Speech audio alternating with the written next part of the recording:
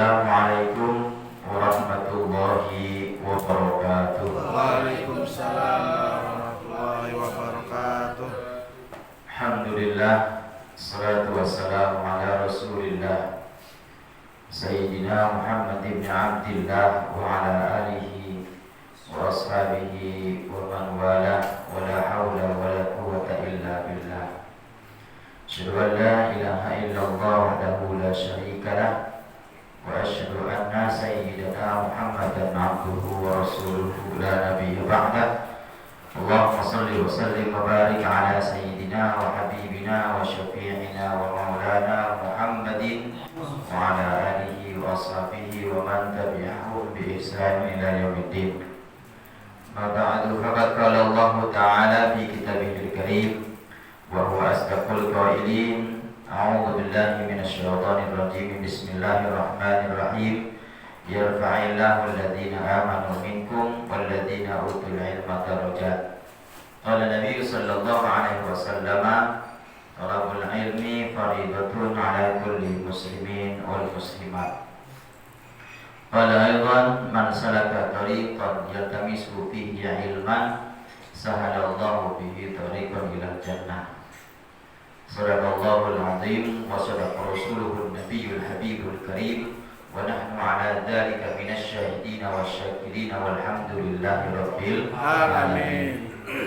Ketua DKM Mushola Syariah Bapak Ustadz Eko Novianto dan jajaran DKM yang lain yang saya hormati, hadirin Bapak-bapak sekalian dan anak-anakku sekalian yang saya muliakan. Alhamdulillah, setelah 1 bulan kembali kita berjumpa dalam rangka talabul ilmi, semata-mata usaha kita untuk memperbagus tata cara ibadah sekaligus meningkatkan kualitas ibadah, tentu dengan cara talabul ilmi.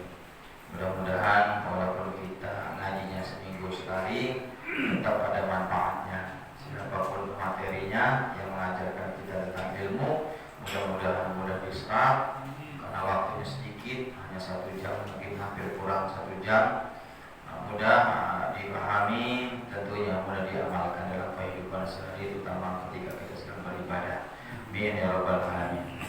Baik, materi kajian hadis kita Bulughul Maram kali ini, walaupun ini hari ada kombinasi ya dengan kitab-kitab lain, tapi sayang kitabnya nggak semua saya bawa karena hari ini materinya tentang ikhtilaf atau perbedaan dalam tata cara sholat. Ada mau dibuka halamannya, lihat yang beda ya, coba bab sifatus sholat, bab awal lagi. Tapi sekarang ini edisinya edisi khusus ya, tentang enggak semuanya belum pakai hadis yang lain, juga kitab lain juga saya gunakan sebagai referensi, yaitu tentang bab sifatus sholat. 52 bab tata cara sholat, ya, halaman 52. Nanti kita mulai dari sini. Ini Pak dulu, bab tata cara sholat. Ini pernah dibahas, cuma ini edisi khusus. Jadi saya akan menyampaikan bagaimana pandangan kalangan ulama mazhab tentang tata cara sholat, dimulai dengan niat sampai dengan salam. Perbedaannya kurang lebih 24 perbedaan, ya, 24 macam perbedaan dalam sholat. Artinya sifat, 24 sifat. Ya. Jadi ini waktu nggak mungkin kelar sih. Cuma saya insya Allah yang saya bahas yang sangat krusial, yang jadi bahan perdebatan, ya, terutama akhir-akhir ini. Kalau Bapak pernah lihat WA atau YouTube, ada ustadz YouTube yang udah masyhur di kalangan dunia gaib, dunia medsos, yang beliau mengatakan bahwasanya doa iftitah dalam sholat yang selama ini kita baca, ini wajah tuh, itu nggak ada hadisnya, katanya gitu. Ya udah 3 kali bolak-balik saya dengarkan videonya. Artinya selama ini yang kita baca salah menurut beliau. Maka hari ini saya akan jawab, walaupun saya kapasitasnya tidak semasyhur, tidak seterkenal beliau, tapi insya Allah saya jawab dengan secara ilmiah mungkin, baik data, baik dalil. Karena kata beliau itu jangankan hadis yang dhaif, yang lemah saja, yang palsu saja nggak ada. Jangankan yang dhaif, yang lemah, yang palsu pun tidak ada dalil tentang doa iftitah yang selama ini kita baca. Ini wajah tuh. Kalau saya tanya bapak kalau sholat iftitahnya itu bukan? Jadi kan jadi kerok ya. Jadi kalau orang yang nggak ngaji lagi ditinggalin tuh. Ya. Maka saya bukan untuk mempertajam untuk terus masalah, cuma saya hanya memberikan kalau ibarat sekarang mah vaksin ya, imun. Bahwa ya ternyata benarkah bahwa amaliyah kita selama ini nggak berdalil, tidak ada hadisnya, nanti akan saya kaji. Cuma bukan hanya khusus tentang itu yang saya bahas. Saya memulainya dari bab lafaz niat dalam sholat. Dalam bab atau kaitan dengan lafaz niat saja, ulama 4 mazhab itu sudah berbeda pandangan, Pak. Bab usholi atau nama itulah kalau wudu, sholat kan usholi. Jadi lafaz niat saja sudah ada perbedaan ikhtilaf di kalangan ulama mazhab. Ini yang harus kita ketahui. Sebelum saya lanjut, Pak, ilmu kita ini sedikit. Seorang alim saja, seorang yang pandai saja, bagi Allah itu sedikit yang Allah berikan ilmu kepada kita. Wa ma utitu minal ilmi illa qalila. Tidak aku berikan kamu ilmu kecuali sedikit. Jadi tidak bisa kita merasa sombong dan merasa menguasai semua disiplin ilmu, mustahil. Ada ustadz ulama yang ahli hadis, ada yang ahli fikih, ada lagi yang ahli tauhid, ada lagi yang ahli tafsir, gitu kan.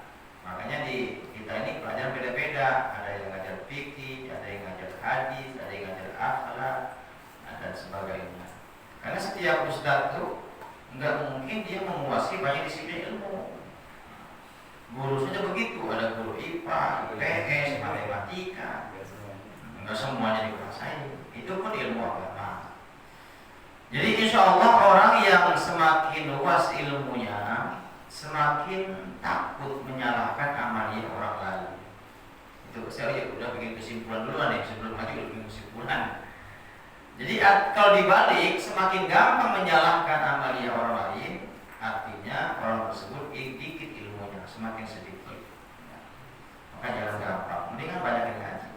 Apalagi sampai mengatakan saya udah baca 1200 berapa sekian hadis, kitab hadis, enggak ada hadis ini wajah tuh. Ayo lu berhenti sekarang. Untung ada Ustaz Idan di sini. Insyaallah saya jawab nanti. Cuma saya nggak langsung ke sana, kita mulai dari lafaz niat. Baik, di kalangan madzhabil arba'ah, 4 mazhab saja. Lafaz niat bukan niat ya. Kalau niat itu sepakat, wajib, rukun. Sholat kalau nggak niat tinggal sah.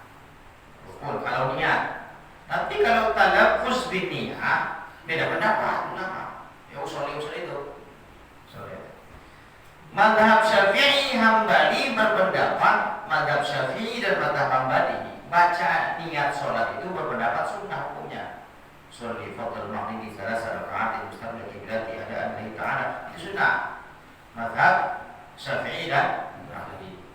Sementara di mazhab Maliki Hanafi berpendapat itu tidak dianjurkan baca usul itu, Pak. Cukup dalam hati. Niat itu bersama dengan perbuatan. Jadi niat itu ketika Allah takbir niat tadi itu. Ya, kita juga sama niat di sini, tapi ditambahi dengan talaffuz bini atau lafal niat. Ditambahi sebelum kita niat dalam hati ketika takbir ketika Allah memulai sholat, kita baca usholi untuk mancing hati, itu ngajak hati agar mantap niatnya ketika sholat. Gitu. Jadi kalangan imam mazhab sudah berbeda tentang lafaz niat. Nah, ini nggak perlu panjang bahasannya. Yang kedua, takbiratul ihram. Udah pernah dibahas, cuma karena materi hari ini tentang ikhtilaf perbedaan. Ada 2 perbedaan di mana kita menempatkan kedua telapak tangan ketika takbiratul ihram. Sekarang buka kitabnya. Yang pertama, coba sini. Mau usah baca kitab sini. Soalnya halamannya beda. Awas ya. Ya. Coba yang pertama buka hadis nomor tadi bab sifatus shalah. Dua. Nabi Humaid. Coba Abi Humaid As-Sa'idi. Hadis nomor 284. Hadis nomor 284, halaman 53. Nih. Pertama, menempatkan tangan itu di mana? Ketika kita takbiratul ihram. Wa an Abi Humaid As-Sa'idi radhiyallahu ta'ala anhu qala, dari Abi Humaid As-Sa'idi kata beliau, ra'aitu, aku melihat siapa Rasulullah sallallahu alaihi wasallam idza apabila kabbara bertakbir ja'ala menempatkan yadaihi kedua tangannya hadwa mankibaihi di hadapan kedua bahu. Jadi ketika Rasulullah takbir, kata Abu Humaid As-Sa'idi, menempatkan kedua tangan di hadapan bahu. Ya, pernah dibahas ini, cuma karena materinya beda. Satu di situ. Yang kedua, kita halamannya beda sih, harus pakai kitab ini. Hadis nomor dari Ibnu Umar. Ibnu Umar.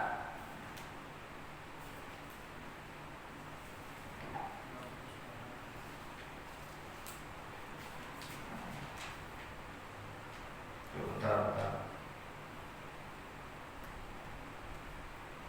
Ada sotri.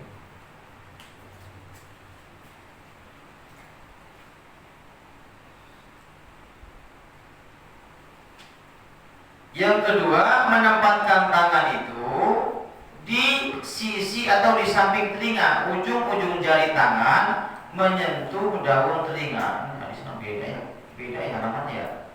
Oh ya, beda kita.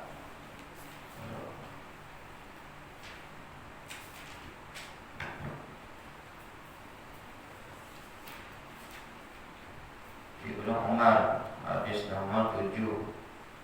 Ini nomor 3 juga baik, tidak lupa saja. Penerbitnya beda.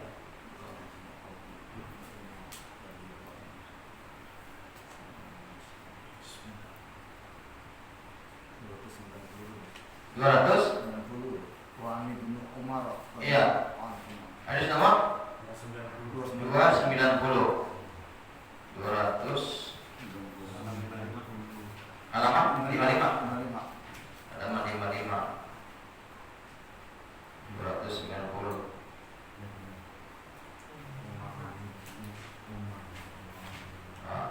Bukan itu, satunya lagi Ibnu Umar yang lain.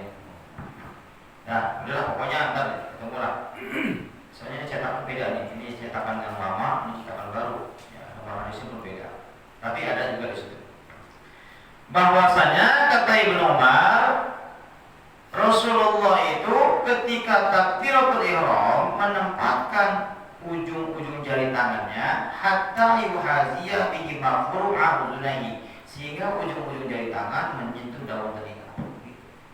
Jadi cuma ada dua perbedaan, di hadapan bahu atau di samping telinga. Kita ketemu lah, namanya beda sih. Samping telinga hanya di sini dan di sini. Jadi kalau ada yang tampil, maaf, yang kayak udah tahu ya bukannya nggak sah, tapi kan kita pengen sholat itu kan sempurna ya. Ya katanya kayak ngikutin Nabi ya, seperti itu. Jadi kalau mau di hadapan bahu ya monggo, atau di samping telinga. Tapi dua-duanya posisi telapak tangan itu bukan ke samping tapi ke depan. Jari-jari tangan itu dirapatkan ketika takbiratul ihram, rapat, bukan begini, tapi menghadap ke arah kiblat, telapak tangan menghadap ke arah kiblat ketika kita takbiratul ihram. Nah, sekarang perbedaan ketiga. Ada 10, agak sedikit dikebut. Nanti yang saya bahas yang agak lama, yang sedang ribut-ribut, sedang ramai. Bersedekah. Nah, loh. Bersedekah ketika kita sholat. Mazhab Maliki berpendapat enggak ada sedekah ketika sholat. Lempeng baik. Habis takbir Allahu Akbar, lempeng lagi, tangan di samping. Mazhab Maliki. Sementara mazhab Hanafi berpendapat sedekah itu di bawah udel. Bikin 4 mazhab. Bawah pusar, di bawah pusar. Seperti ini. Ini samanya sama, tangan kanan di atas tangan kiri. Syafi'i beda lagi, mazhab Syafi'i. Posisi tangan ketika sedekap itu antara dada dan pusar. Antara dada, tidak menutupi lubang pusar, tapi di atas pusar, di bawah dada. Yo.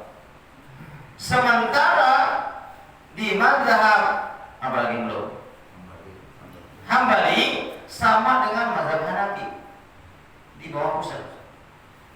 Jadi Hanafi, Hambali sama-sama di bawah pusar. Syafi'i antara dada dan pusar. Maliki lempeng baik. Pertanyaannya, yang di dada bagaimana? Sahih, tak dulu. Dibilang benar, ya kagak salah. Dibilang salah, kagak benar.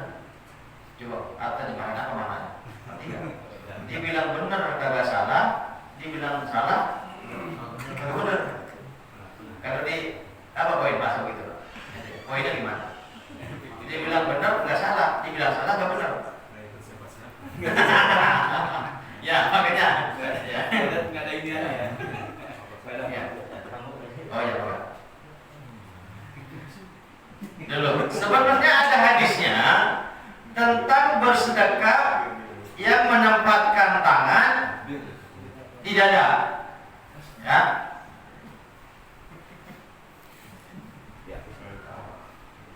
Nah ini, yang tadi itu yang bisa dilihat ketemu nih.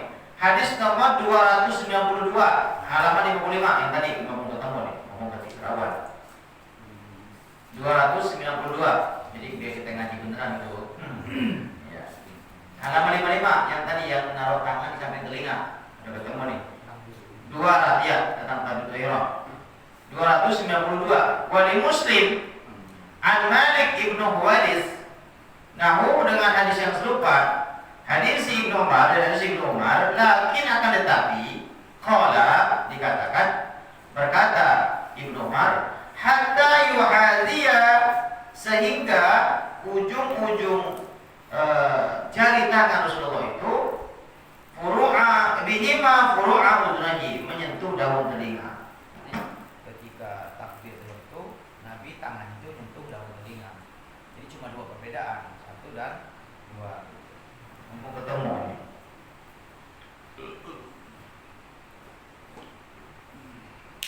Sementara hadis yang digunakan sama sebagian kaum muslimin ketika dia takbiratul ihram kemudian menempatkan tangannya di dada itu, nah lihat hadis nomor 293 di bawahnya.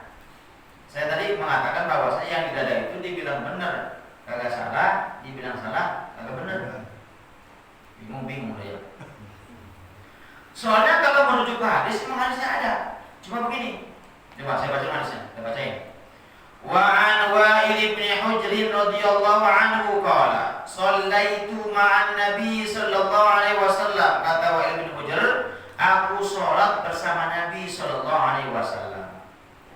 Fa wada'a, maka Rasulullah menempatkan yadahul yumna, tangan yang kanan, ala yadihi yusra, di atas tangan yang kiri, ala sodrihi, di atas dadanya. Akhrajahu Ibnu Khuzaimah. Ini pun bukan Bukhari Muslim, tapi Ibnu Khuzaimah. Nah, ini yang dipakai hadisnya sama saudara kita yang takbiratul ihramnya di dada begini, ada yang begini, ada yang begini, ada yang hampir dekat sama jenggot. Saya katakan tadi benar, salah, tapi nggak benar, benar tapi nggak salah. Apa ya? Balik ya? Benar tapi nggak salah, salah tapi nggak benar. Emang dalilnya ini hadisnya. Cuma masalahnya begini Pak, kalau memang ini betul Nabi itu di dada dan ahli hadis itu mengetahui, kenapa kok Imam Maliki, Imam Hanafi, Imam Syafi'i, Imam Hambali satu pun nggak ada yang takbir apa yang sedekapnya begini? Apa mereka nggak paham hadis ini? Oleh sebab itu nggak bisa kita seorang awam ini langsung memakan mentah-mentah dalil baik Quran maupun hadis. Butuh syarah penjelasan daripada ulama, karena mereka punya kapasitas hafal Quran, hafal hadis, tahu ilmu alat, gitu loh. Kalau memang Nabi benar-benar menempatkan di dada itu, pasti salah satu ulama mazhab ada yang begitu. Maka dari itu kata Imam Syafi'i, maksudnya bukan persis di dada, akan tetapi makna hadis ini itu, hadis nomor 293 itu maknanya bukan pas di dada, tapi antara dada dan pusar. Tapi memang dibilangnya dada, dibilang Ibnu Hajar, Ibnu Hajar di dada, tapi makna dada itu bukan pas begini, tapi antara dada dan perut. Jadi yang saya bilang tadi benar tapi kagak salah, salah tapi kagak benar gitu loh. Ya. Jadi maknanya bukan di sini. Kenapa demikian? Karena Imam Syafi'i termasuk apa? Karena Imam Ibnu Qayyim al-Jauziyah meriwayatkan hadis dalam kitab beliau namanya Badari al-Fawaid. Kata beliau, Nabi justru melarang bersedekah di dada. Beliau meriwayatkan Ibnu Qayyim al-Jauziyah, ulama sebenarnya ulama yang sangat dikagumi oleh saudara kita itu. Bahkan Nabi melarang katanya sedekah di pas di dada. Maka itu inilah yang harus. Tapi bagaimanapun kita hormati. Yang penting Bapak udah tahu perbedaannya di sini. Silakan mau ambil yang mana. Jadi kalau ikuti imam mazhab yang dua, Hanafi dan Hambali di bawah udel, Imam Syafi'i di atas pusat di bawah dada, Imam Maliki lempong baik. Serapa suku mengikuti Imam yang aman. Saya Imam Samudra. Imam kece ya. Iya jangan juga. Nah, itu kita. Sekarang doanya. Apa tadi sedekap ya? Tadi sedekap. Sekarang doa iftitah. Doa yang dibaca setelah takbiratul ihram ya, dan sebelum membaca suratul Fatihah. Sebelum kita membaca hadis-hadis yang berkenaan dengan doa iftitah, hukumnya dulu. Ulama mazhab beda pendapat tentang hukum membaca iftitah dalam sholat, membaca doa iftitah dalam sholat. Mazhab Syafi'i, Hambali, Hanafi mengatakan sunnah. Jumhur ulama sunnah, mayoritas. Syafi'i, Hambali, Hanafi mengatakan baca doa iftitah itu sunnah. Tapi sunnahnya bukan sunnah ab'ad, bukan sunnah yang sangat dianjurkan. Artinya kalau kita tidak baca, enggak atau lupa, enggak usah sujud sahwi. Kalau sunnah ab'ad itu seperti tahiyat awal, seperti apalagi itu kunut subuh, itu kalau lupa ya sujud sahwi. Tapi kalau iftitah lupa enggak perlu sujud sahwi, itu bedanya. Jadi tiga mazhab Syafi'i, Hambali, Hanafi berpendapat doa iftitah itu sunnah dalam sholat. Sementara mazhab Maliki mengatakan makruh. Makruh. Ayo lebih buyang lagi. Ya namanya ulama mazhab mereka punya kapasitas untuk berijtihad, punya dalil. Nah kita kadang-kadang. Jadi ini segi hukum. Adapun dalam bacaan iftitah di kitab yang kita kaji ini saja ada 3 macam doa iftitah. Bentar, saya cari dulu. Nah, lihat hadis nomor 282 halaman 54. Ya, macam-macam doa iftitah. halaman 54 hadis nomor 286. Ya, 286.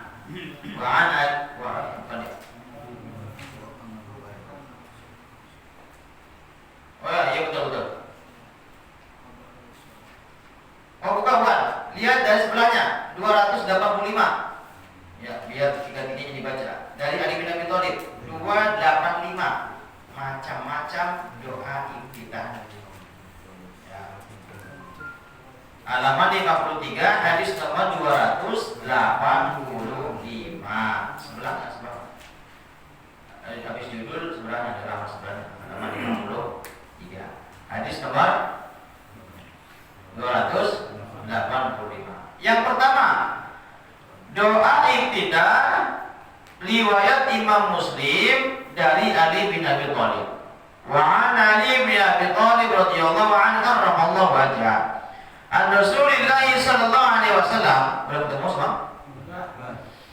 Dari Rasulullah sallallahu alaihi wasallam annahu kana sesungguhnya Rasulullah adalah idza apabila qoma berdiri ila shalah untuk salat. Qala Rasulullah berdoa, wajjahtu wajhiya lilladzi fatara as-samawati wal arda ila qawlihi minal muslimin. Ini wajjahtu, ada ininya.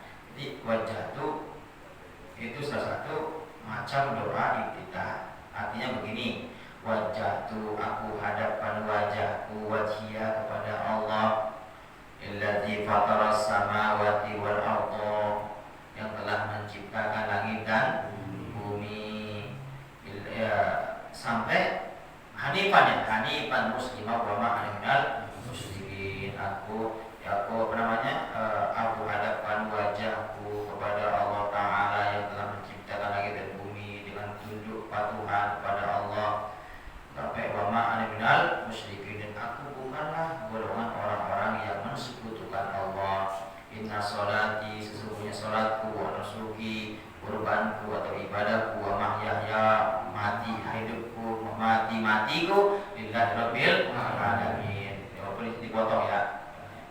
Ini hanya menjelaskan sampai wa ana minal muslimin. Kemudian ada tambahannya.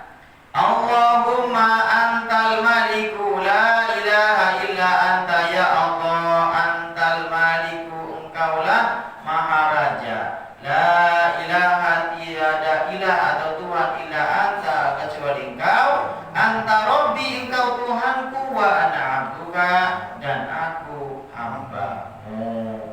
Rawahu Muslim. Wa fi riwayatin, dan dalam riwayat lain dikatakan inna dzalika fi sholatil lail, yang demikian itu iftitah untuk qiyamul lail, yang ada tambahan tadi itu. Kemudian iftitah, sebelum saya lanjutkan tentang ini yang dipersoalkan sama ustadz terkenal itu adalah kata ininya. Kalau dihadiskan cuma wajah tuh, nggak ada ini itu katanya kan penegasan sesungguhnya aku itu doang sebenarnya, Mak.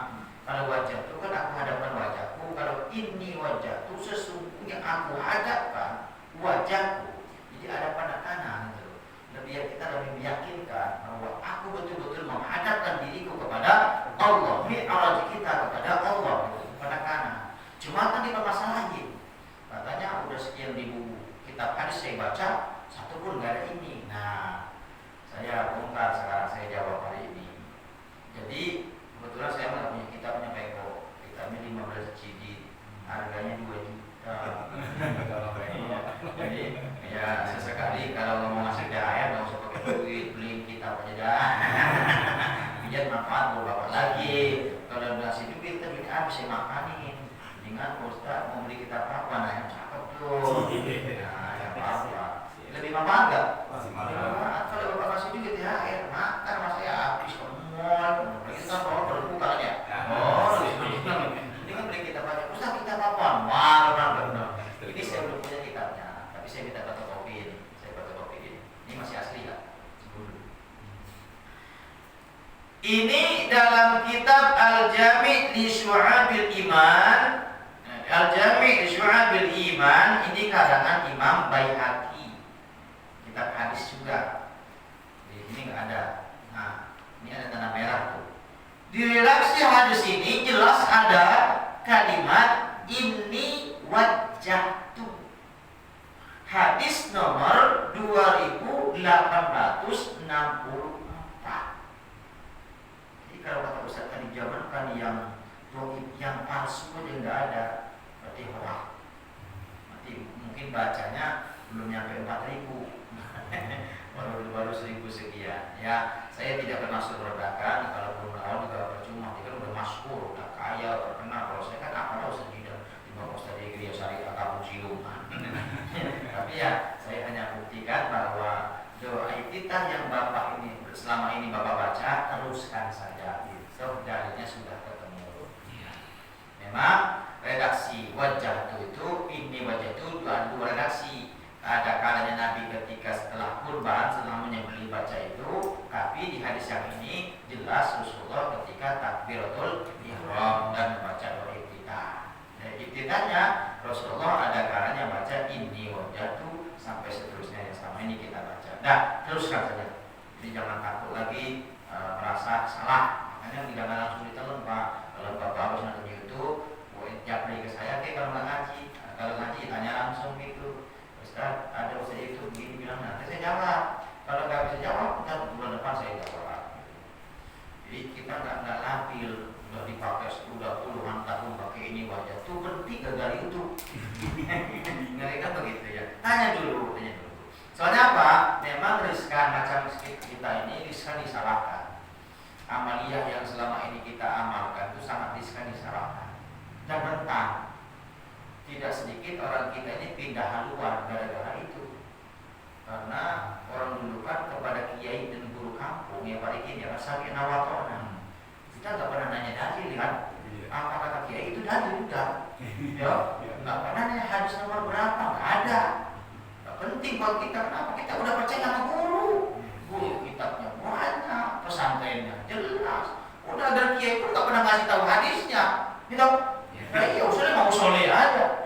Soleh, nama itu apa kan? Kenapa ketika soleh masih kecil, rame-rame itu habis kita ngaji, ada batas haji, Pak. Nah, batas saja, ada batas haji, gitu. Gelar ngaji, ikro, pakai ada alif fathah, alif fasol, ada ibu itu ya. Gelar itu, ayo, nah kita niat bareng-bareng, niat wudu, nawaitul wudu'a lirobil hadasi asr itu. Sampai Bekasi. Salah tuh, gak ada hadisnya usul di nama itu. Berhenti. Mau sekarang berhenti kayak kampung ini salah nih. Kayak kampung saya ngaco nih. Sampai berani menyalahkan kiainya. Bapak tahu kali batas haji dari kiai kampung, Bapak Ustaz kampung yang ngajar dilanggar. Sekarang disakitin. Mengatakan kiainya salah. Gara-gara Ustaz YouTube. Na'udzubillah subhanahu. Jangan hati-hati. Ada zaman begitu. Kiai kampung gitu tawadu, nah amalkan ini doa ini. Sampai Bekasi hilang itu doa. Gara-gara katanya gak ada dalilnya. Macam kita ini gak usah pusing-pusing nanyain dalil sebenarnya. Gak usah pusing-pusing. Cuma karena YouTube aja saya begini banget dulu. Sebenarnya gak penting-penting apa. Kenapa? Udah yakin saja sama kiai kampung. Mereka ilmunya ada, bisa baca kitab, ya kan, gurunya jelas. Dan mereka murid orang dulu tuh murid akan tunduk sama kiainya. Sami nawakon, apa kata kiai lakonin. Nggak ada. Pak Ustadz itu ayat hadis ayat nomor berapa? Quran surah berapa? Nggak ada tuh. Dulu mah itu hadis nomor berapa? Nggak ada. Nah, itu maksud saya. Jadi cukuplah medsos itu sebagai sarana untuk menambah wawasan. Tapi bukan untuk nama ilmu, bukan. Karena ilmu itu wajib talaki, ketemu langsung, muwajah. Itu namanya ngaji, seperti ini ngaji. Kalau YouTube bapak bukan ngaji, nama ilmu iya, tapi nggak berkah. Karena nggak ada talakinya, nggak ada berjumpa langsung kan sifat materi. Karena nggak ada pertanggungjawaban, medsos. Nah, itu doa yang pertama. Boleh juga kita pakai doa versi yang kedua. Di bawahnya. Hadis berikutnya. Wa an Abi Hurairah radhiyallahu anhu qala, dari sahabat Abu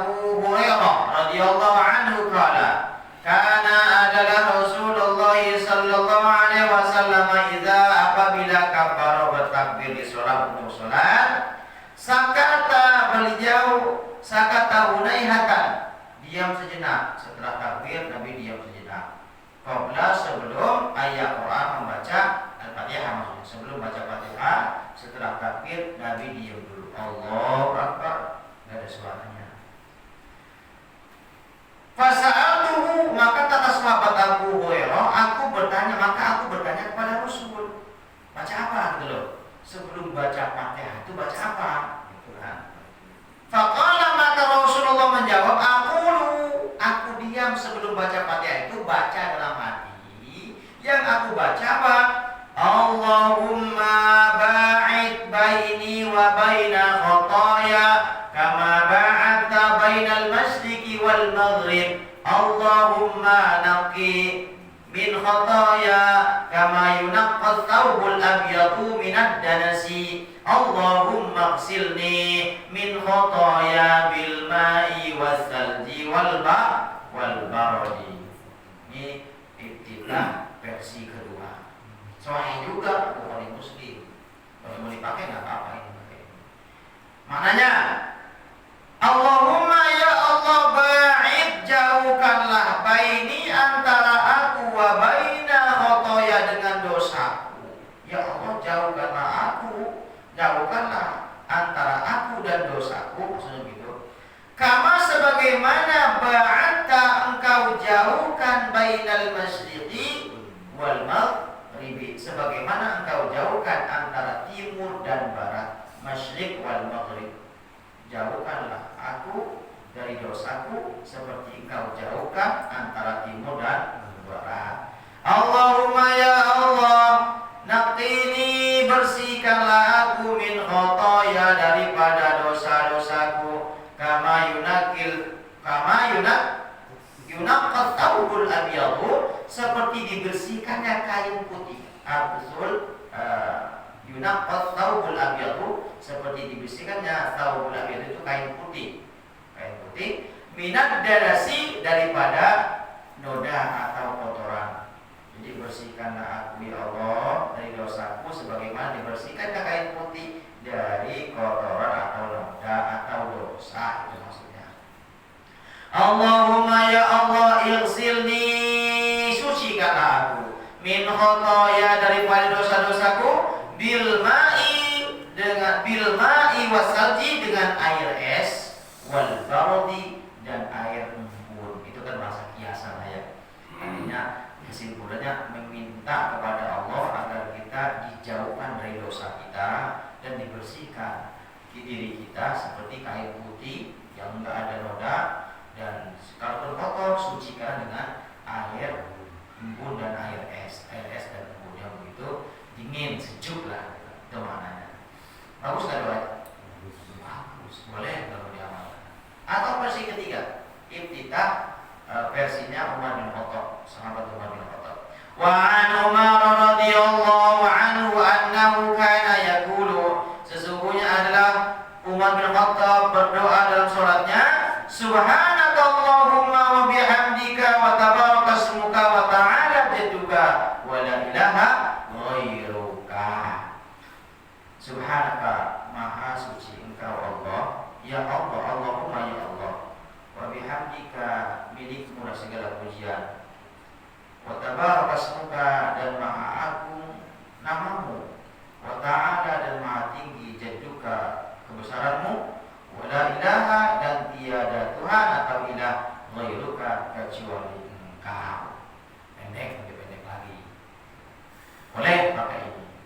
Jadi yang pertama silakan dari Ali bin Abi Thalib, Abu Hurairah silakan, dari Umar juga silakan. Yang kagak boleh itu baca doa kita setelah takbir ihram, doanya Allahumma barik lana fima razaqtana wa qina adzabannar. Jangan baca doa itu, karena itu doa dok.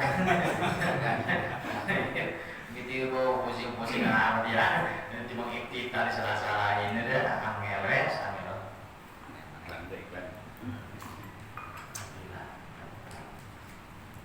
Paham Pak Eko?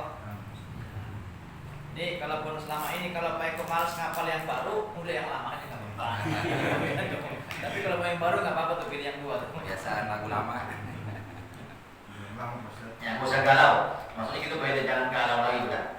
Iya. Udah amalin udah yang lama udah. Ya nyala-nyalahin dah. Ya.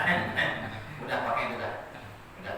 Jadi udah terjawab sekarang ya. Ini artinya doa kita yang selama ini yang puluhan tahun kita pakai, seumur-umur pakai itu macam baledi. Ya udah, itu udah enak itu. Udah. Nggak usah nyalahin, yang penting ya pokoknya udah yakin dah. Masa nggak percaya juga, perlu kasih tahu. Nah, sekarang yang keberapa nih? Perbedaan yang ke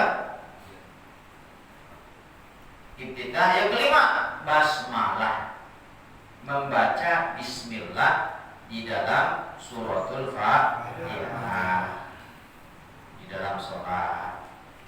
Hadisnya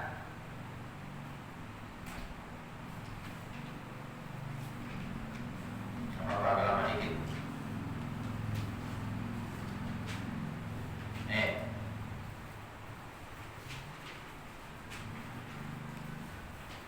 Hadis nomor 297 tentang dalil perbedaan kedudukan bismillah dalam suratul Fatihah, halaman 56. Hadis mulai dibaca, hadisnya nomor 297 wa an Anas. Nah, wa an Anas radhiyallahu anhu anna Nabiy sallallahu alaihi wasallam wa Abu Bakr wa Umar kanu yabtadi'una as-salata bilhamdulillahi rabbil alamin. Kata Anas bin Malik, sesungguhnya Nabi sallallahu alaihi wasallam wa Abu Bakr dan sahabat Abu Bakar As-Siddiq wa Umar kanu adalah mereka yabtadi'una as-salata, membuka sholat atau memulai sholat bilhamdulillahi rabbil alamin. Muttafaqun alaih. Di bawahnya zada Muslimun, ditambahkan dalam hadis Muslim, la yadhkuruna bismillahirrahmanirrahim. Tidak disebutkan, la yadhkuruna, tidak disebutkan membaca bismillah fi awwali qiraatin, baik di awal bacaan, artinya sebelum baca Fatihah, wala fi akhiriha, atau juga tidak dibaca di akhir atau sebelum membaca surat setelah baca Fatihah. Ini disebutkan begitu. Jadi inilah dalil yang dipakai sama saudara kita sebagian yang langsung alhamdulillahi rabbil alamin. Ini yang dipakai dalil ini. Bawahnya wa fi ukhra, sementara dalam riwayat lain, dari hasil lain di Ibni Huzaimah, dari Ibnu Huzaimah, kanu adalah Rasulullah dan para sahabat yusirruna, mensirkan, membaca tapi pelan ketika membaca suratul Fatihah, dipelankan bacaannya, bukan yang nggak baca sama sekali.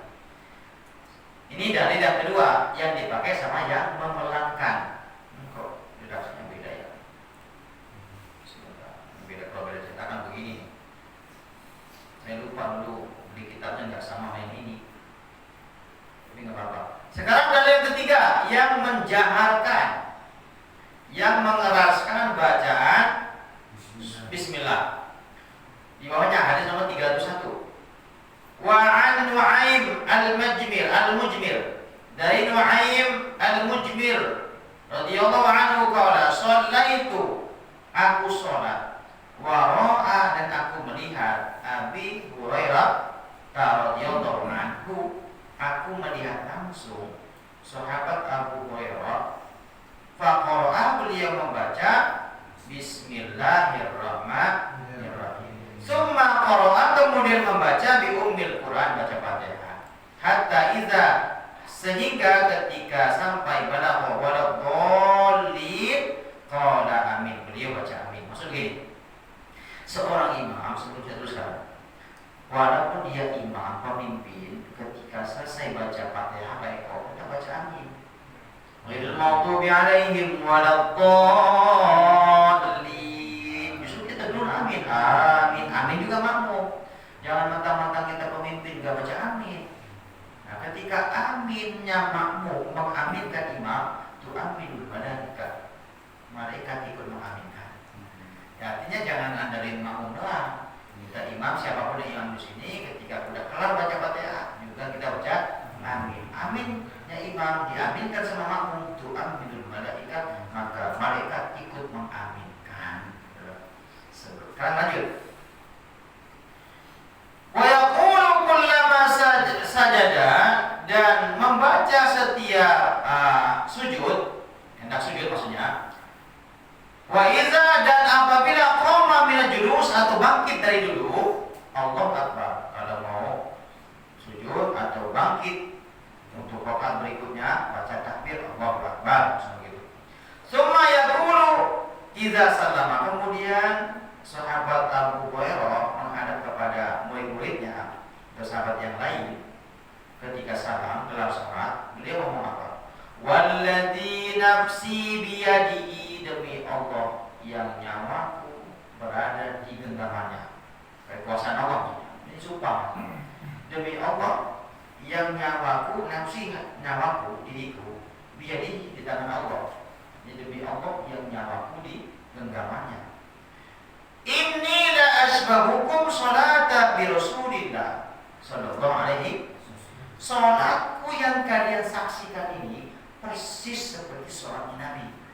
Maka sahabat Abu Hurairah sampai bersumpah bahwa kalian menyaksikan salatku inilah salat Nabi, dalam konteks membaca bismillah ketika baca Fatihah. Itu kontennya itu. Jadi yang kalian lihat inilah salat Nabi.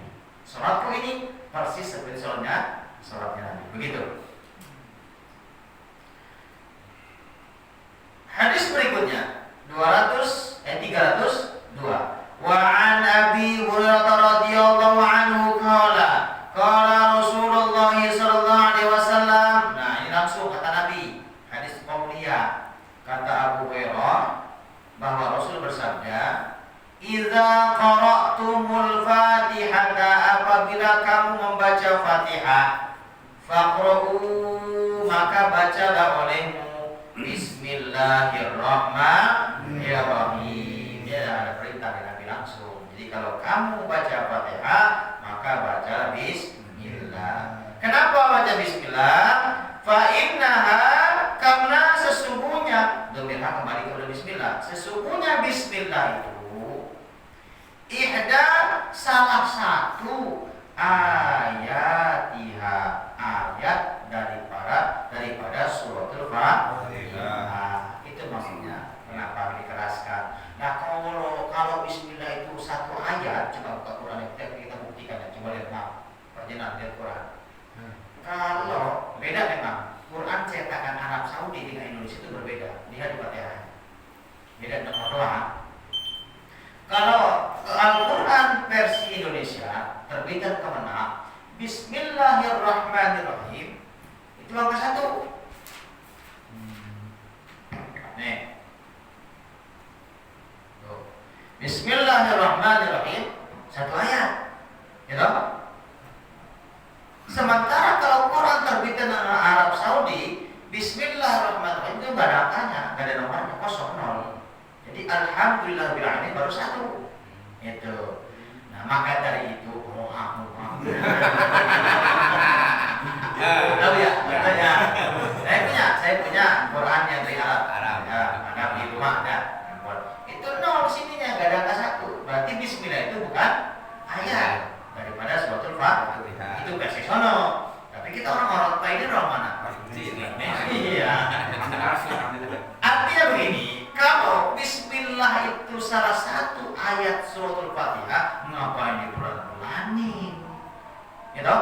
Kencengin aja udah Bismillahirrahmanirrahim, alhamdulillahirabbil alamin. Yang aneh itu lahiran Indonesia, bapak moyangnya Indonesia, mazhabnya Syafi'i. Sholat di sini Bismillah madu-madu. Alhamdulillah. Ya tetap berbeda, kita hargai perbedaan. Tapi gitu, beda itu pakai sanad, maksudnya gitu Pak. Jadi beda itu pakai sanad, boleh kita berbeda, hormatilah tidak punya perbedaan dalam fikih, dalam furu'iyah, tapi perlu pakai sanad. Jadi kalau ditanya orang, kenapa Anda mengatakan Anda, boleh ditanya, Bapak kenapa bismillahnya pelan? Kalau dia bilang saya pakai mazhab lain, nggak apa-apa, selesai urusannya. Atau saya pakai hadis ini, pelan. Jangan asal beda. Jadi tetap hargai perbedaan. Tapi kita orang Indonesia yang guru kita jelas siapa yang mengajarkan, inilah sangat ilmu kita. Kenapa bismillahnya dijaharkan? Tapi bagaimanapun kita tetap hormati perbedaan. Bapak kalau mau beda silakan, tapi sanadnya jelas. Gurunya siapa, yang ngajarin siapa, jangan asal beda. Nanti khawatir, ntar kita masuk surga nggak ada yang nolongin, nggak ada yang ngajak kita. Kenapa? Nggak ada gurunya, itu ngaku doang guru, ngaku murid, tapi gurunya nggak mengakui kan kasihan. Nah, karena ilmu itu harus punya sanad. Kita sering mengatakan hadis itu kudu sahih, kalau nggak ada sanad nggak sahih. Nah ilmu punya sanad kok kagak? Sama aja. Jadi itulah kenapa kalau aswaja itu harus punya sanad ilmu. Kenapa kita kudu punya guru? Mati kita harus punya guru. Khawatir begitu. Khawatir ibadah kita selama ini ngarang-ngarang dewe, hanya baca buku langsung diamalkan, hanya nonton YouTube langsung diamalkan tanpa sanad yang jelas. Sanad itu mata rantai ilmu. Si Eko punya guru, Ustaz Heru, guru dari sini, terus ditanya sanad itu rantai ilmu dari mana? Asal masa ilmunya jelas. Tapi kalau bapak hanya YouTube nggak bisa kita pertanggung jawab apa? Nggak bisa. Itu masalah. Jadi bukan nggak boleh beda ya, boleh beda, tapi selayaknya kalau berbeda itu jelas sambung bersambung ilmunya, jangan masalah seperti itu. Termasuk ini buktinya. Ada Bismillah di Quran versi Arab tuh nggak ada angka satu. Nah, inilah yang selama ini kita pakai dalilnya ini. Kenapa kita keraskan? Karena Bismillah menurut mazhab Syafi'i merupakan salah satu daripada ayat suratul Fatihah. Ini mau terusin nggak? Udah berapa sih?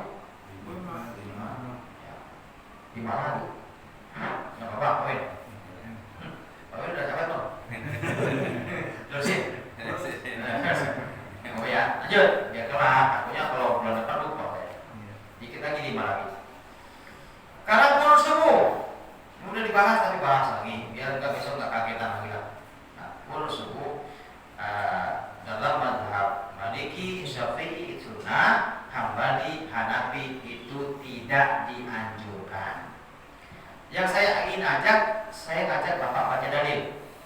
Lihat hadisnya tentang kunut subuh. Loh. Hadis nomor beda kitab lupa lagi. Ya.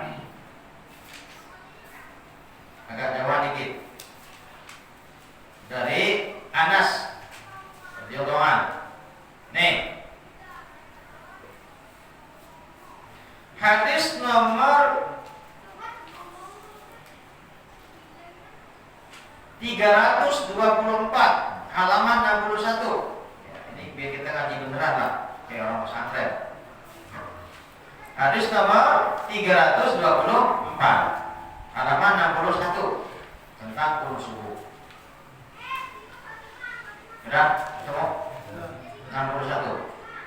Hadis nomor 324 nomor 2 dari atas. Sudah? Wa ana Anas radhiyallahu anhu anna Nabiy sallallahu alaihi wasallam qanata syahra, dari Anas bin Malik. Sesungguhnya Nabi sallallahu alaihi wasallam qanata kunut syahrun, sebulan penuh, ba'da ruku, setelah ruku. Kunut apa? Yad'u ala ahya'i minal arabi, mendoakan kebinasaan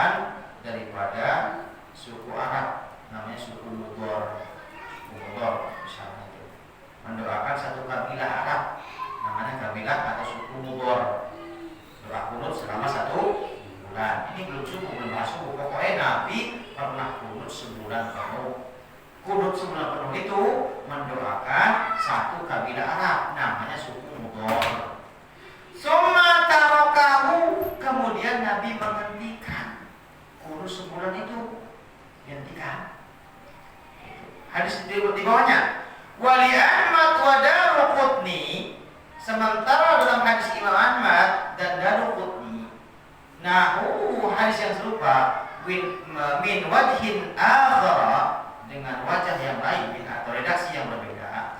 Zawazada ditambahkan wa amma bis subhi, adapun dalam surat subuh, falam yazal, maka Nabi tidak pernah meninggalkan yaqnutu, kunut, hatta, sehingga faraqat dunia, Nabi meninggal dunia. Jadi Nabi baca kunut sebulan penuh lalu berhenti. Jadi pertanyaan, kunut apa yang sebulan? Nanti saya jelaskan. Ya tadi mendoakan kebinasaan untuk satu kabilah, namanya kabilah Arab, itu namanya suku Mudhar, satu kabilah di Arab itu namanya suku Mudhar. Lalu Nabi menghentikan. Nah, ditambahkan keadapun wa amma fi subhi, dalam sholat subuh itu spesifik ya. Wa amma fi subhi, adapun dalam sholat subuh, falam yazal, Nabi tidak pernah menghentikan yaqnutu kunut hatta faraqat dunia, sampai Nabi meninggal dunia. Nah, sekarang saya akan jelaskan apa yang saya bawa kitabnya Sahih Muslim. Kunut apa sih Nabi sebulan itu? Nyambung di dalam Sahih Bukhari Muslim. Sahih Bukhari juga ada, Muslim juga ada. Hadis Sahih Muslim jilid 1, hadis nomor 675. Ini yang punya hadisnya. Haddatsana Abu Thahir wa Harmalah ibnu Yahya, qala, keduanya bercerita, akhbarana Ibnu Wahab, akhbarani Yunus ibnu Yazid, an Syihab, qala akhbarani Sa'id ibnu Musayyib wa Abu Salamah ibnu Abdurrahman ibnu Auf, annahuma sami'an, keduanya mendengarkan dari Aba Hurairah radhiyallahu anhu, yaqulu, berucap, kana adalah Rasulullah SAW yaqulu, berdoa, hina yafruhu min salatil fajri minal qiraati, bahwa Nabi ketika selesai daripada salat fajar di rakaat kedua, wa yukabbiru, dan beliau bertakbir, wa yarfa'u ra'sahu, kemudian beliau mengangkat kepalanya atau i'tidal, kemudian baca sami Allahu liman hamidah, rabbana walakal hamdu, tsumma yaqulu, kemudian Nabi berdoa. Yang tadi sebulan penuh itu doa Nabi yang telah masuk bulan itu, doanya Allahumma anjil Walid ibnu Walid, ya Allah bebaskanlah Walid bin Walid, wa Salama ibnu Hisham, wa Ayyash ibnu Abi Rabi'ah, bebaskanlah mereka. Siapa mereka? Wal mustad'afina minal mu'minin, dan golongan orang-orang yang lemah daripada kaum mukminin. Jadi begini, dulu banyak sahabat Nabi yang hafal Quran dibantai sama tadi suku Mudhar itu. Ya, yang hafal Quran, gimana Nabi nggak kesal coba? Sahabatnya dibantai hafal Quran lagi, dikirim untuk mengajarkan Quran, dianiaya, disandera, dibantah. Bahkan doa Nabi bukan yang sini, ada terusannya, lebih keras lagi. Allahumma shdud wat'ataka ala Mudhar. Tuh, jelas. Ya Allah, berikanlah hukuman yang berat kepada suku Mudhar. Waj'alha alaihim kasini Yusuf. Jadikanlah tahun-tahun mereka seperti tahun-tahunnya Nabi Yusuf yang 7 tahun kekeringan, kemarau panjang. Allahumma il'an, ya Allah laknatlah Lihyan wa Ri'lan wa Zakwan wa Usayyah. Laknatlah si Lihyan, si Ri'lan, si Zakwan dan Usayyah, asatillahi wa rasuluh, dan orang-orang yang durhaka kepada Allah dan Rasulnya.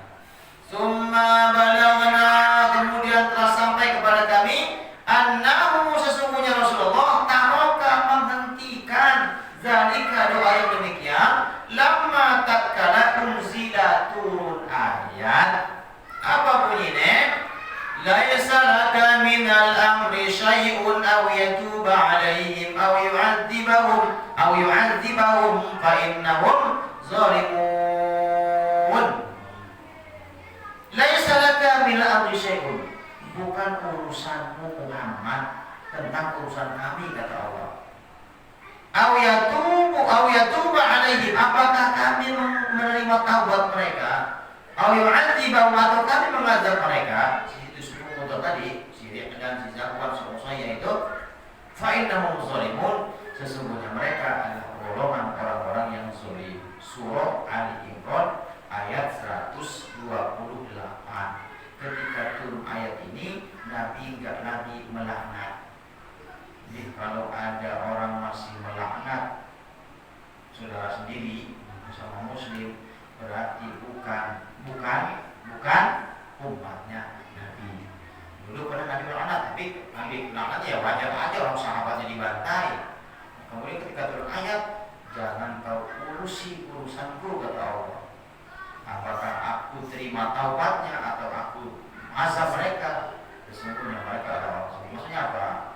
Kezaliman seseorang itu Allah sudah siapkan hukumannya. Apalagi kan Nabi sedang berdakwah, salah satu amal ma'ruf bil ma'ruf, nahi munkar bil ma'ruf, gitu loh. Menegakkan amal ma'ruf ya dengan amal ma'ruf, nahi munkar dengan ma'ruf juga, dengan kebaikan juga, gitu loh. Jangan ganas jadi orang muslim. Inilah doa yang Nabi hentikan, tapi subuh enggak dihentikan. Hatta tolak dunia, versi yang kunut subuh. Sebagian berpendapat katanya hadis tentang kunut subuh itu lemah, doib gitu ya. Betulkah doib? Karena Bapak kalau ngaji besok kalau ketemu linknya begitu, yang anti kunut ngomong begitu. Saya ngomong link karena pada buka link semua kan ya. Itu hadis kunut subuh itu apa lemah, katanya nggak kuat. Buktikan di Sahih Muslim hadis nomor 298 tentang kunut subuh. Hadatsana Amru an-Naqid wa Zuhair ibnu Harb, qala, keduanya bercerita, hadatsana Ismail, menceritakan kepada kami Ismail, an Ayyub an Muhammad, qala qultu li Anas, kata Muhammad bukan Nabi. Qultu li Anas, aku bertanya kepada Anas bin Malik, hal qanata Rasulullah sallallahu alaihi wasallam fi sholatis subhi? Apakah Rasul itu kunut di sholat subuh? Qala, Anas bin Malik jawab, na'am ya, ba'da ruku yasira, setelah ruku sebentar. Sahih Muslim. Jadi kalau yang bilang hadis kunut subuh itu lemah, gemetar, maksudnya Sahih Muslim lemah atau Sahih Bukhari juga ada, cuma kitabnya nggak saya bawa, tapi saya tunjukin, saya fotoin kitabnya. Kayak mungkin kitab banyak kayak ngerti aja, jangan. Nanti karena gini Pak, karena saya suka baca bawa kitab banyak biar percaya aja, karena kalau nggak dibawa kitabnya kayak nggak percaya, jangan karang-karang begini, jangan ya. Tapi ya terus aja di mana pun kadang bawa tentengan saya kayak udah tasnya perlu bawa tentengan, maksud banyak amat biar percaya. Makanya zaman sekarang kamu Ustaz kayak anu banget, ragu banget. Kalau pesantrennya beneran kok. Nih, Sahih Bukhari jilid 1 hadis nomor 1001. Hadatsana Musaddad. Qala hadatsana Hamad ibnu Zaid an Ayyub an Muhammad qala, redaksi sama sebenarnya, tapi kan ini Sahih Muslim, ini Sahih Bukhari. Muhammad bertanya kepada Anas bin Malik, hal qanatan Nabi sallallahu alaihi wasallam fi subhi? Apakah Nabi salat apa kunut di salat subuh? Qala, kata Anas, na'am ya. Fakira, ditanya lagi kepada Anas, awa qanata qabla ruku', apakah kunutnya sebelum ruku'? Qala, Anas menjawab, ba'da ruku', setelah ruku' yasiran. Sahih Bukhari jilid 1 hadis nomor 1001. Jadi Sahih Bukhari. Perhatikan, camkan baik-baik. Jadi dari kunut subuh itu Bukhari, Muslim, Ahmad, Daruqutni. Bukhari, Muslim, Ahmad, Daruqutni. Ada Bukhari Muslim. Sementara bagaimana saudara kita atau mazhab yang tidak turut ada dan juga ada dalilnya. Lihat di halaman berikutnya. Ya, yang tadi.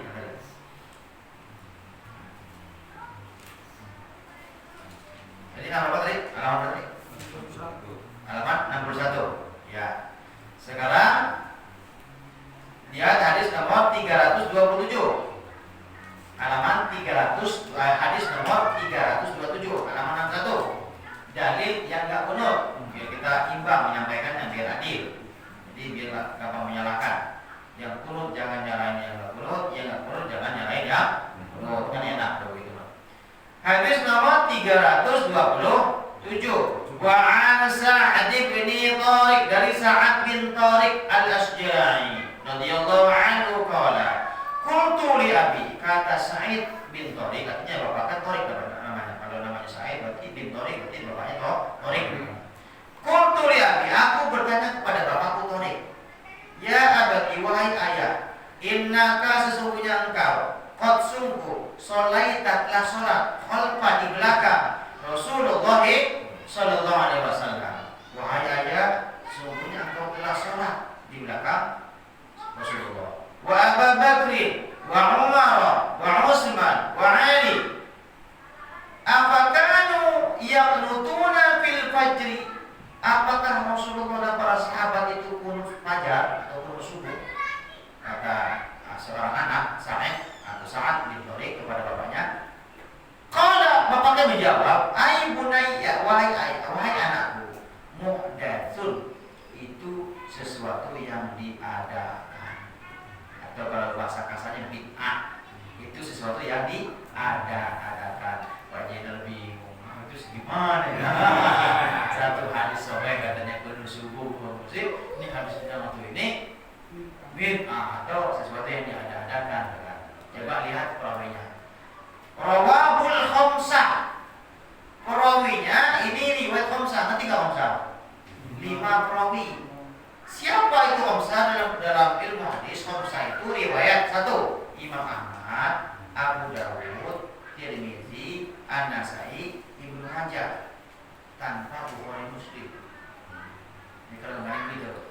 Yang kunut subuh tadi ada apa? Bukhari, Muslim, Ahmad, Daruqutni.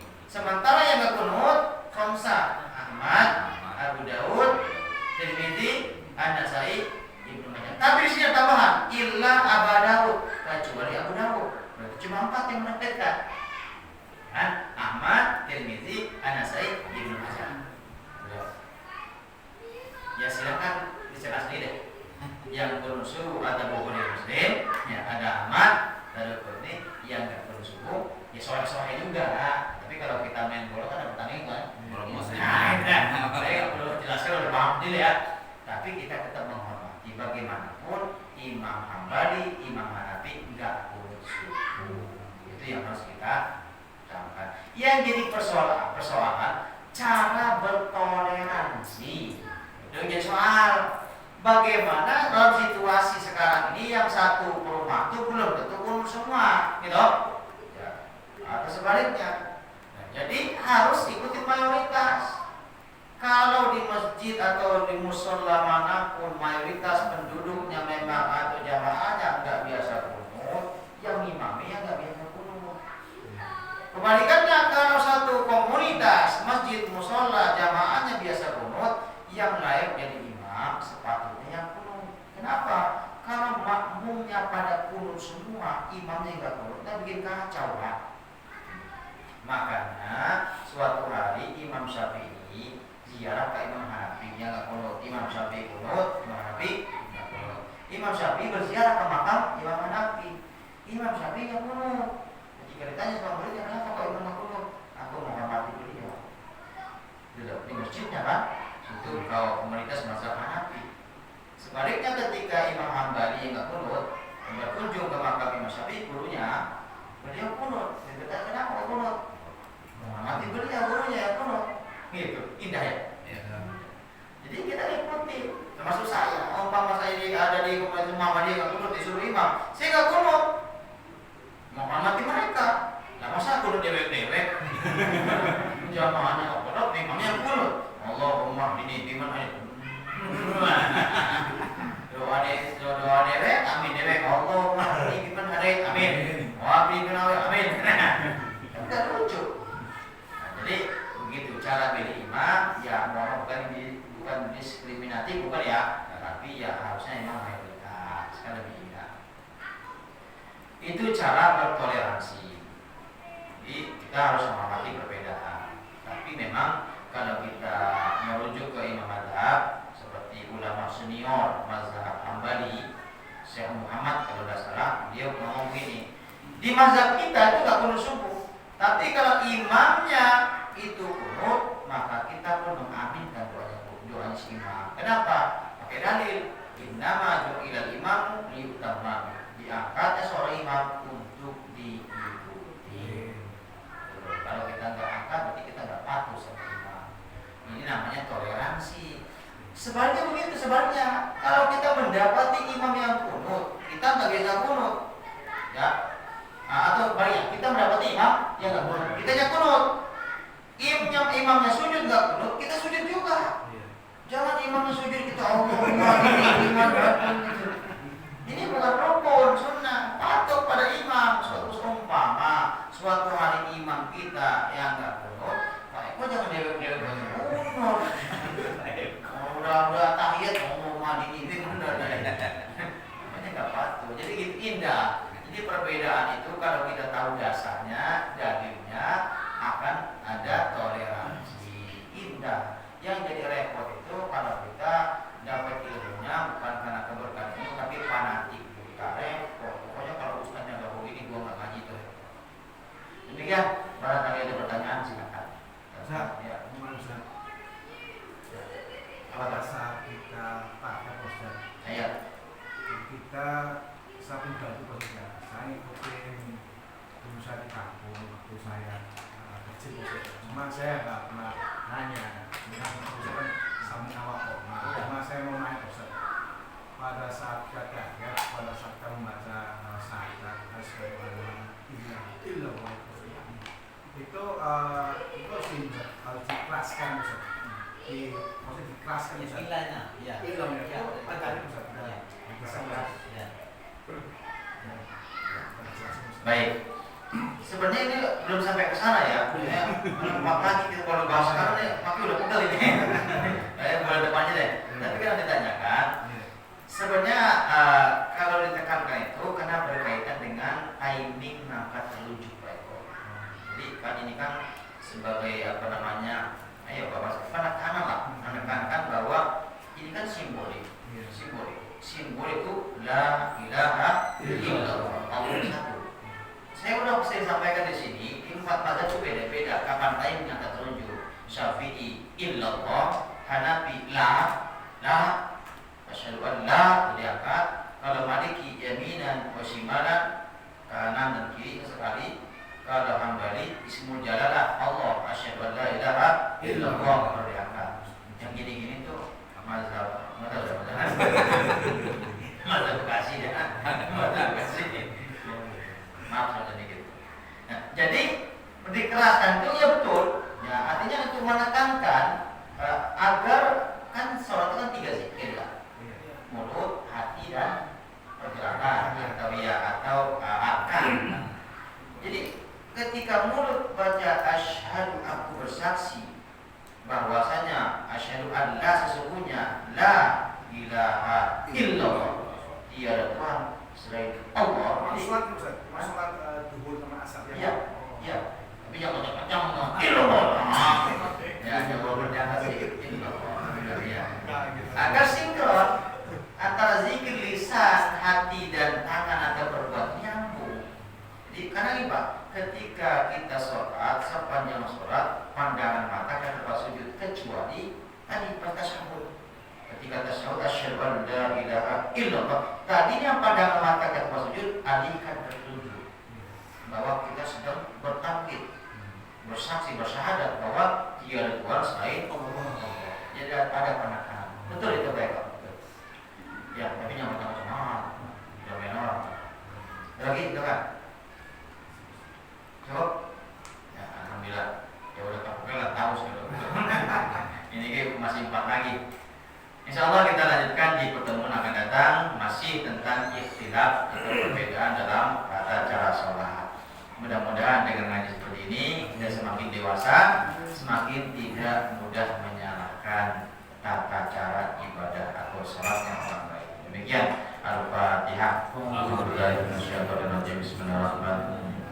Alhamdulillahirabbil alamin, arrahmanirrahim, maliki يوم الدين إياك نعبد وإياك نستعين اهدنا الصراط المستقيم صراط الذين أنعمت عليهم غير المغضوب عليهم ولا الضالين آمين يا مجيب السائلين اللهم صل وسلم على سيدنا محمد وعلى آل سيدنا محمد اللهم إنا نسألك علما نافعا وعملا متقبلا ورزقا حلالا طيبا مباركا ربنا آتنا في الدنيا حسنة وفي الآخرة حسنة وقنا عذاب النار وصلى الله على سيدنا محمد وعلى آله وصحبه أجمعين الحمد لله رب العالمين سبحانك اللهم وبحمدك أشهد أن لا إله إلا أنت أستغفرك وأتوب إليك اللهم اغفر لنا وبارك السلام عليكم ورحمة الله وبركاته. Waalaikumsalam warahmatullahi wabarakatuh.